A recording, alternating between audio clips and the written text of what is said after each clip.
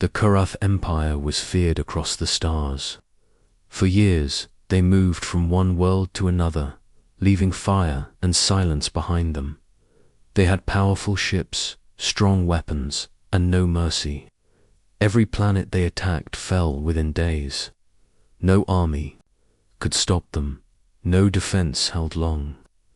The galaxy watched in fear as planet after planet was taken. The Kurath did not talk. They did not ask. They came, destroyed, and moved on. They believed they were the strongest in the galaxy. And for a long time, they were right. Many races tried to fight. All failed. The Kurath ships were bigger, faster, and smarter. Their soldiers were trained to kill without feeling. Their leaders planned attacks like a game of chess. There was no warning. One day, the sky would be full of black ships. The next, nothing would be left. On one cold and quiet day, the Kurath fleet stood above a burned world. Their leader, Commander Veka, watched from the deck of the main ship. The planet below was smoking. Its cities were gone. Its people were. Dust Veka nodded. It was another perfect victory. Another world added to the long list. But then a report came. A new system had been found. The name of the next target was Earth, a small blue planet with many people, a place called home by the humans. Veka smiled. He had heard little of humans. They were young. Their technology was not special. They had not joined any great galactic power. This would be easy. Veka gave the order. The ships turned and started, their way toward the human frontier. The fleet was large. It carried hundreds of ships. Some were for attack. Some were for landing troops. Some were for support. Together, they moved like a storm the humans did not know. Not yet. They lived their lives as normal. On Earth, people walked to work, played games, and drank coffee. In space, the few defense ships watched for danger. But they had not seen anything like the Kurath before. Near the edge of human space, there was a small planet named Delmar. It was quiet and not very rich, but it had one thing: a station for scanning deep space. And near that station was a single ship, the HSS Atlas. The Atlas was old. It had seen better days. Its paint was faded. Its engines were weak. But it still worked, and it still had a crew. Captain Laura King sat in the command chair. She looked out at the stars and sipped a cup of warm tea. Laura was not famous. She had served for years, mostly in places no one cared about. Her ship had not been in battles. Her name was not in any big report. But she was loyal. She knew her crew. And she believed in her job. The crew of the Atlas was small. Ben Carter was the engineer. He loved machines more than people. Lisa Moore flew the ship. She could fly anything with wings or engines. Derek Price worked the guns. He liked quiet, but he was fast and sharp. That day, everything changed. The scanner on Delmar picked up a signal, a big one. Hundreds of ships, moving fast. The signal was strange, not human, not friendly. The message was sent to the Atlas. Laura read it twice. Then she stood up. Her face was calm, but her heart was racing. "Get everyone ready," she said. "Something's coming." Ben looked up from the engine room. "What kind of something?" Laura shook her head. "The kind we don't want." She called Earth. She told them about the signal. They listened. They promised help. But they said it would take days to send a fleet. Days they might not have. The Atlas was alone. Laura looked at her ship. She knew it was not strong. She knew they were not many. But she also knew one thing. She could not let the enemy pass. "We hold the line," she said. The crew did not laugh. They did not run. They got to work. Ben checked the engines again. Lisa plotted every path through the system. Derek cleaned the guns and loaded every shell they had. The stars outside were quiet, but not for long. The Kuroth were coming. They had no idea what waited for them. Just one ship, one old, rusty ship, but it had humans on board, and humans, when cornered, were not easy to kill. Asterisk, the stars above Delmar were still quiet, but something was moving. Deep in the black space, hundreds of dark shapes closed in. The Kuroth ships moved like a shadow, silent and fast. They believed no one would stand against them. On the HSS Atlas, Captain Laura King stood on the command deck. She looked at the map on the screen. Red dots marked the enemy ships. They were coming fast. Lisa Moore held the flight controls. Her hands were calm, but her eyes stayed sharp. "They'll be here in 3 hours," she said. "Then we have 3 hours to make them regret it," Laura said. In the engine room, Ben Carter worked hard. He checked the reactor. He rerouted power from non-needed systems to shields and weapons. The Atlas was old, but Ben knew every wire and bolt.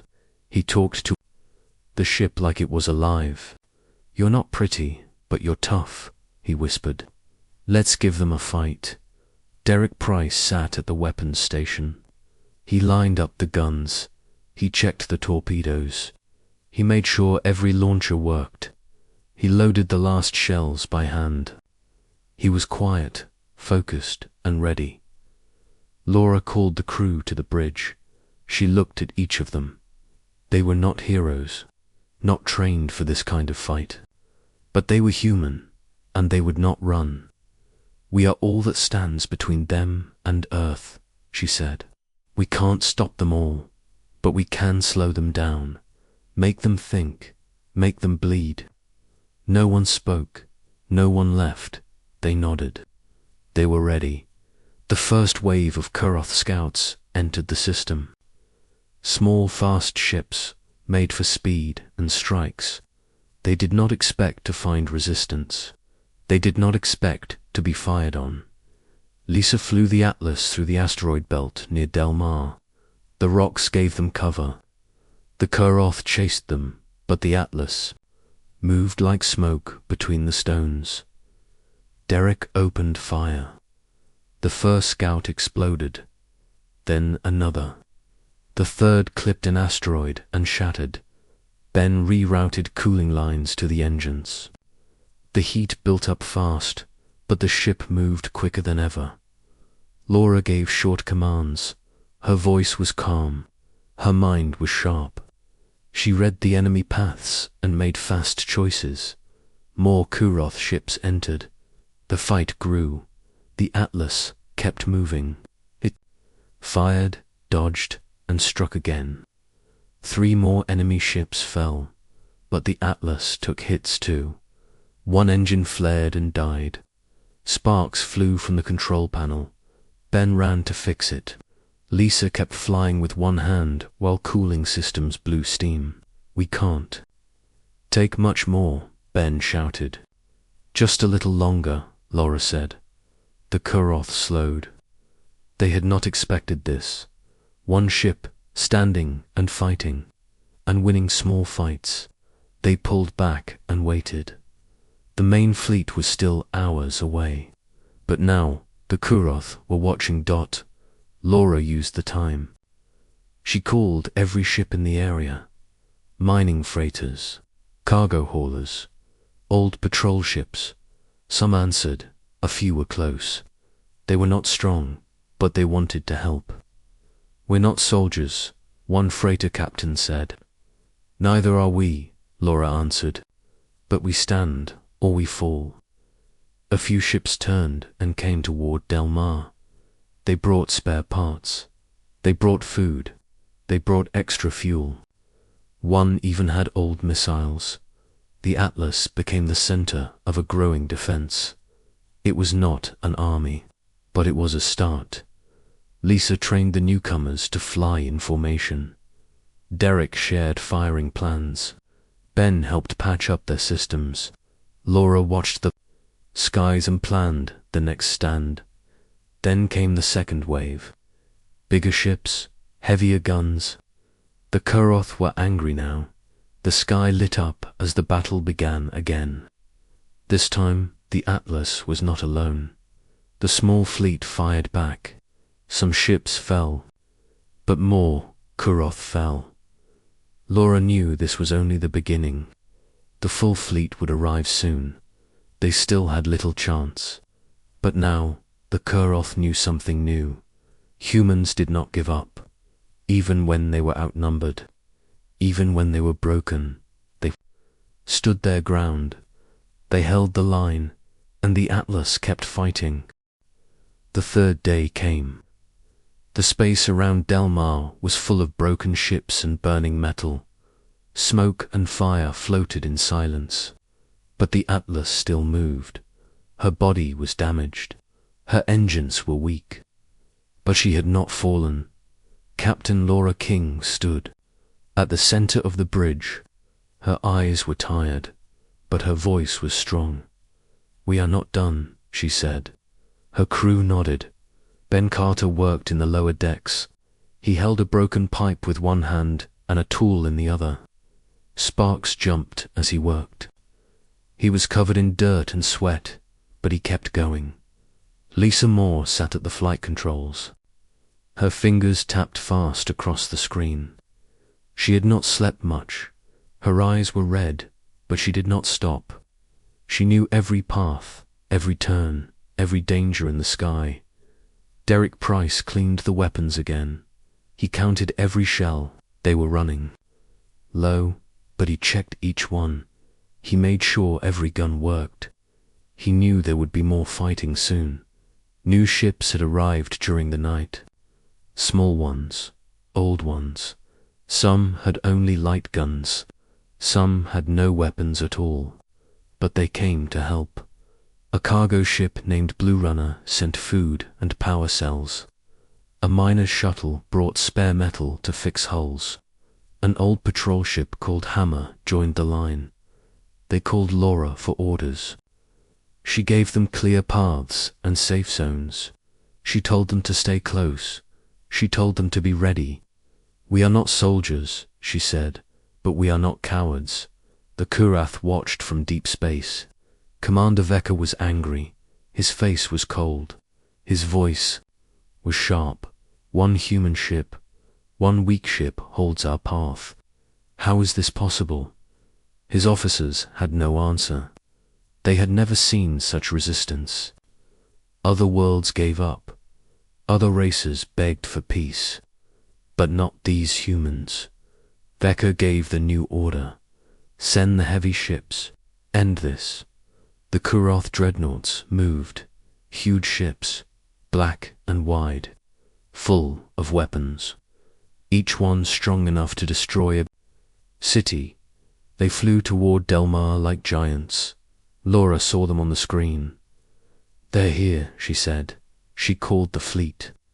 Her voice went out to every ship. "We are outgunned. We are outnumbered. But we are not alone.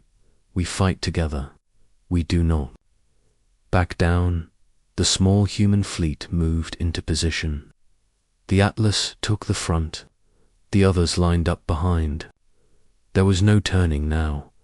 The battle started fast. The Kuroth fired first. Blue light flashed across space. 2 small ships exploded at once. The others held firm. Lisa flew the Atlas close to the asteroids again. The ship moved like a shadow. It danced between the rocks. Some of the Kuroth followed. They crashed into the stone field and broke apart. Derek fired back. His aim was sharp. The guns roared. One dreadnought took a hit in the side. It turned, but stayed in the fight. Ben pushed the engines harder. He shut down lights and air to parts. of the ship to save power. The heat grew. The ship groaned. But it flew. The Kuroth dreadnought moved closer. Its main gun charged. A bright light grew at its front. Laura looked at the screen. "We can't take that hit," she said. Ben had an idea. He ran to the reactor room. He opened a hatch and started working fast. He looked at the wires. He looked at the power feed. "If I overload the gravitic line, we can drop the minefield right on top of them," he said. "It's not ready," Laura said. "I can make it ready," Ben replied. Laura trusted him. She gave the order. The Atlas moved again, leading the dreadnought into the minefield. The enemy followed. Ben shouted.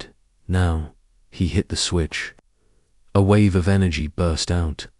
The mines activated. Gravity tore at the dreadnought's hull. The ship twisted.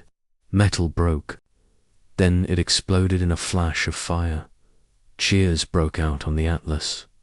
One dreadnought was down. The rest slowed.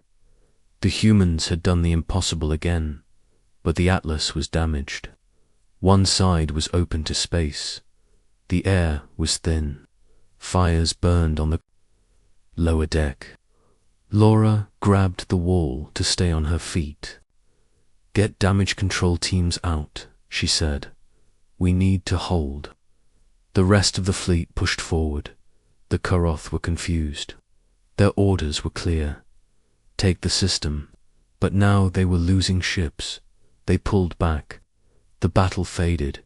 For the first time, the Kuroth retreated. The Atlas floated in silence. The stars around it were filled with smoke.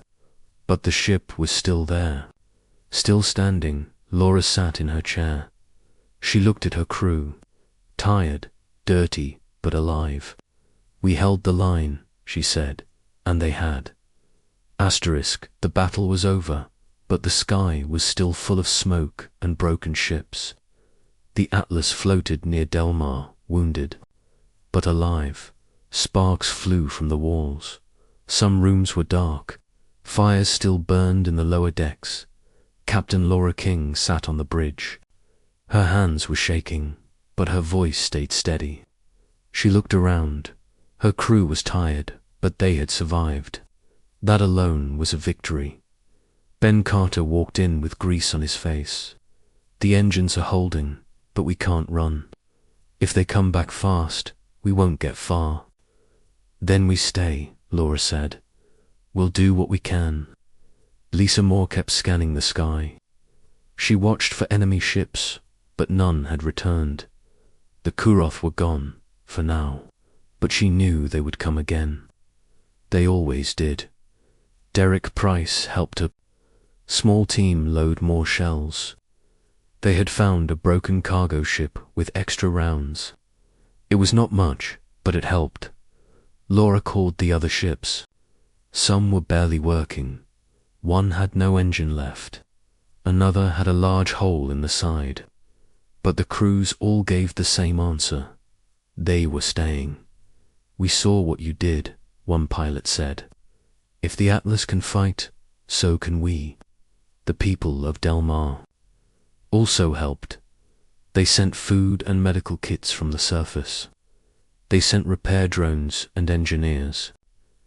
Civilians with no battle training came into space to patch holes and fix wires. Laura watched it all and felt something she had not felt in a long time: pride. "Send a message to Earth," she said. "Tell them we're still standing. Tell them to hurry." Back in deep space, the Kuroth fleet was angry. Commander Vecker walked the halls of his ship, shouting orders. He could not believe what had happened. A single human ship had broken their attack. His dreadnought had been destroyed. His name was now linked to failure. He ordered more ships.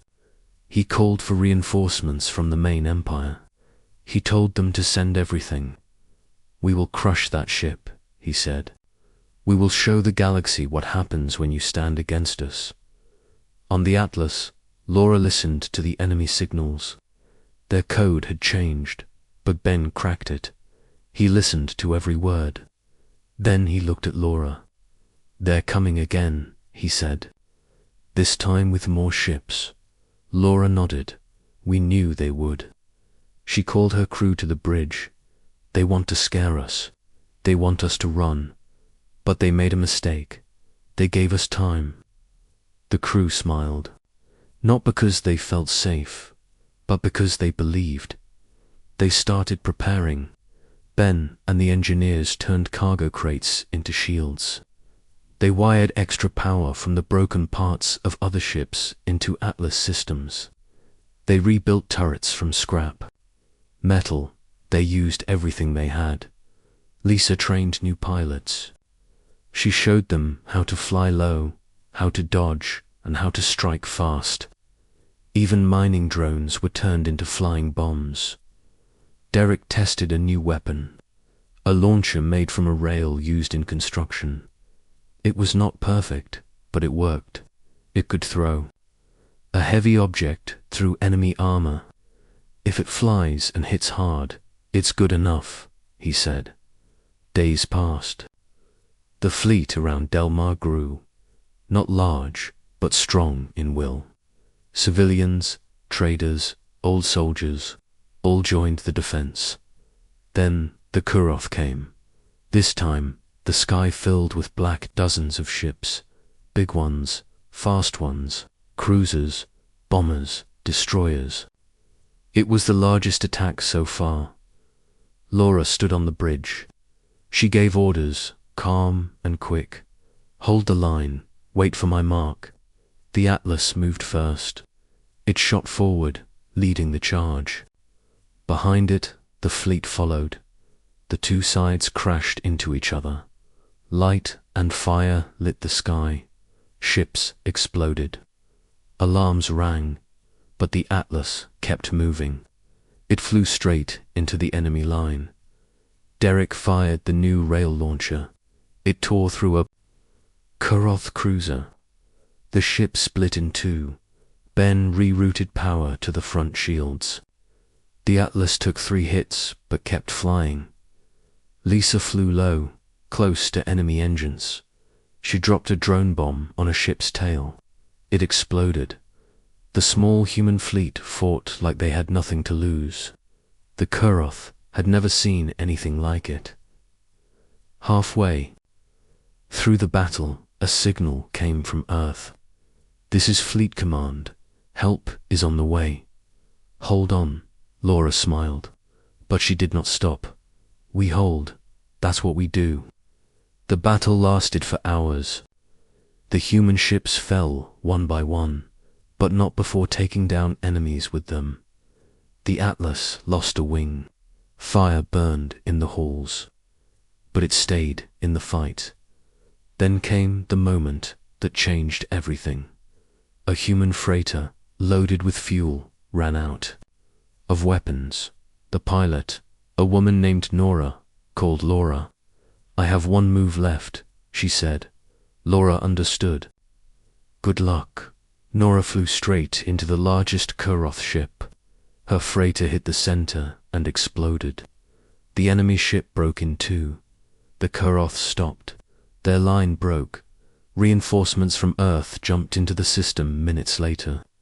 Big ships, fresh crews, full weapons. The Kuroth turned and ran. Laura looked out at the sky. It was full of fire and loss, but it was also full of victory. The Atlas had held. The fleet had held, and now the enemy was running. The stars around Del Mar were quiet again. Broken ships drifted in space. Fires from the last battle had started to fade, but deep inside the Atlas, life still moved. Captain Laura King sat in the command chair. Her arms were crossed. Her eyes watched the screen in front of her. The enemy had left. The Kuroth ships were gone. But no one trusted the silence. Ben Carter came to the bridge. His shirt was burned, and his hands were black with oil. "Engines are stable again," he said. "They won't fly fast, but they'll fly." That's good, Laura said. We may need to move again soon. Lisa Moore yawned from her seat. Her voice was soft, but her words were clear. Scanners are clear. Nothing near us now. Derek Price entered next. He had a bandage on one arm and a bruise on his face. He still walked straight. Guns are reloaded. We found a few more crates of ammo in the freighter wreck. Laura looked at her team. Each one was tired. Each one had pushed past limits, but they had stayed. They had fought, and they had won. More help came from Earth. Big ships, fresh crews, medical teams, supply drops. Fighters flew around the area. For the first time in many days, the people of Delmar felt safe. Fleet Command sent a message. Laura stood to hear it. To the crew of the Atlas and all ships who stood with them, you have done more than hold a system. You have lit a fire across human space. Your courage has shown the galaxy who we are. The crew listened in silence. Even the new arrivals stopped. To hear it, you held the line. Now we move forward. Cheers broke out on the Atlas. Even Laura smiled. It was small but full of pride. In the following days, repairs began. Engineers patched the Atlas with new parts. Drones cleared the wrecks. Medical crews helped the injured. Supplies filled the storage bays, but news spread far beyond Delmar. Across other systems, more humans stood up. Colonies that once hid began building defenses. Civilian ships trained for combat. Even those far from the war sent help. The K had shaken the galaxy, but the Atlas had shaken the Kuroth. Commander Vecca was silent. His face stayed cold, but his mind was not. He had failed, and the rest of the Kuroth leaders knew it. He sat in a dark room, watching the last report of the battle, watching his ships fall, watching the human ships stand.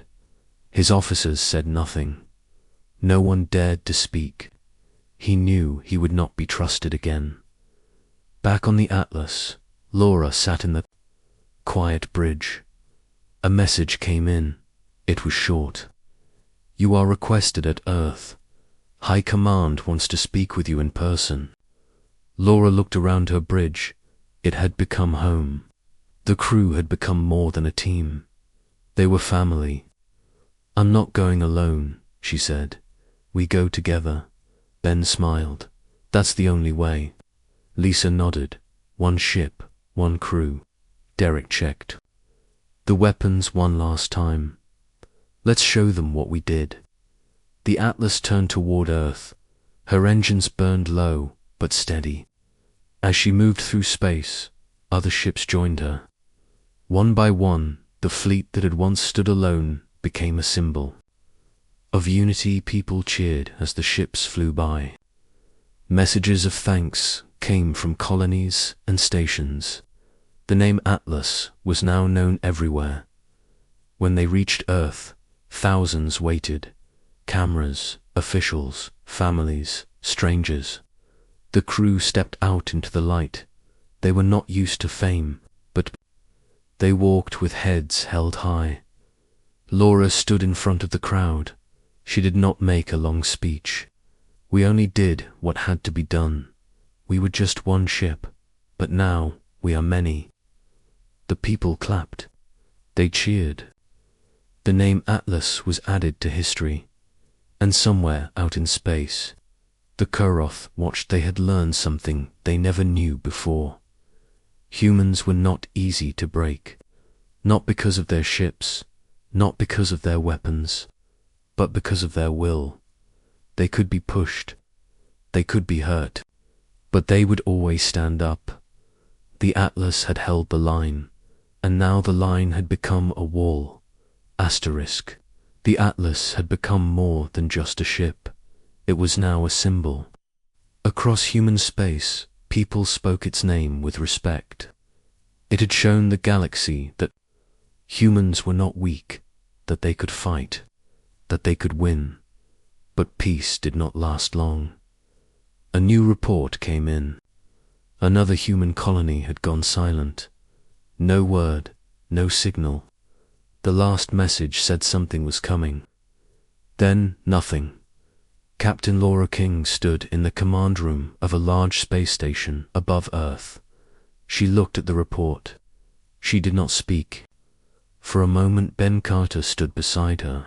He read the same message. "It's them again." Laura nodded. "Yes, and they're testing us.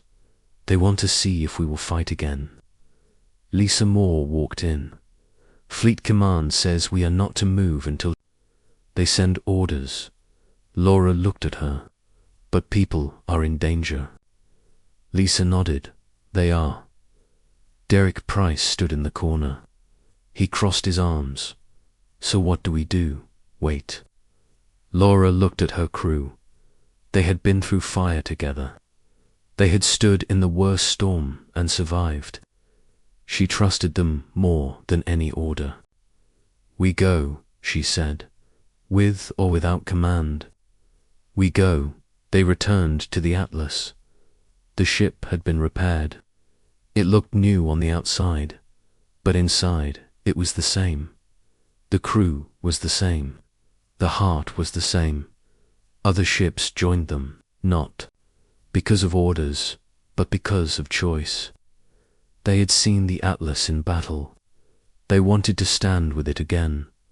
The new fleet was not large, but it was strong. Each ship had been tested. Each crew had proven they would not run. They jumped into the silent colony system. The planet below was dark. No lights, no voices, just cold silence. Ben scanned the area. "I see wrecks. Some defense satellites are destroyed." Lisa checked. "The path.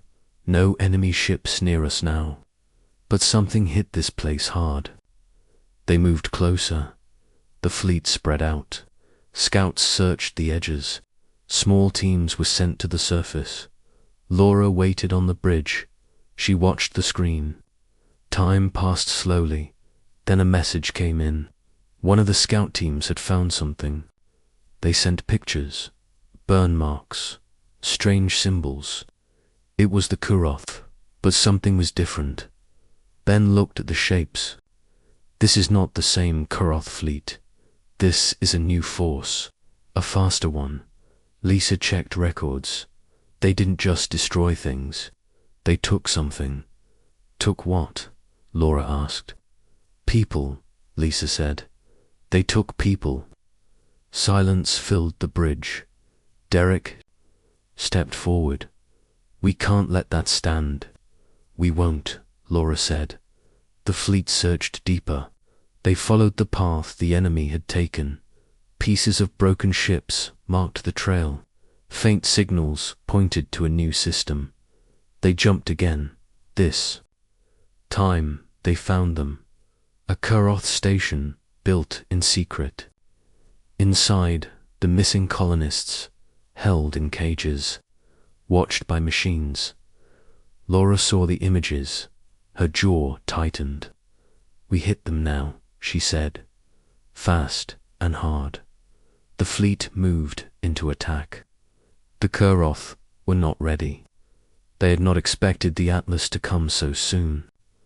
They had not expected humans to strike without waiting for permission. The first shots hit the station's shields. The second wave broke them. Derek fired at the defense towers. They fell quickly. Lisa flew the Atlas straight at the main gate. The ship shook, but it held. They broke through. Ben sent a team inside. The rescue team moved fast. They found the cages. They broke the locks. People cried. People shouted. But they were safe. As the last shuttle left the station, the Kuroth tried to regroup, but it was too late. The human fleet was already leaving with the colonists. Laura watched the enemy ships from the screen. They were slow to react. They had lost this time again. The Atlas led the way back. The rescued people were quiet at first. Then one of them asked, "Who came for us?" A young crewman smiled. The Atlas. When they returned to human space, the news spread fast. The Atlas had saved a whole colony. Without waiting, without asking, it had acted. Fleet Command was not pleased at first. They asked Laura for answers. She stood in front of them, calm and steady. "You told us to wait, but people were dying. We chose to save them, and we did." There was silence. Then one officer stood. "You were right." The room changed. More voices joined. The tone shifted. They had won respect, not punishment. That day, the rules changed. Captains were given more freedom, more trust. The Atlas had led not just in battle, but in action. Laura walked back to her ship. Her crew waited at the ramp. She looked at them. "We did good today," she said. Ben nodded. "And we're not done." Lisa smiled. "Never." Derek looked at the stars. "There's more to come." Laura looked up. She knew he was right. The Kurath were not finished, but neither were they. The Atlas was ready, and wherever the fight would be, it would be there, still holding the line.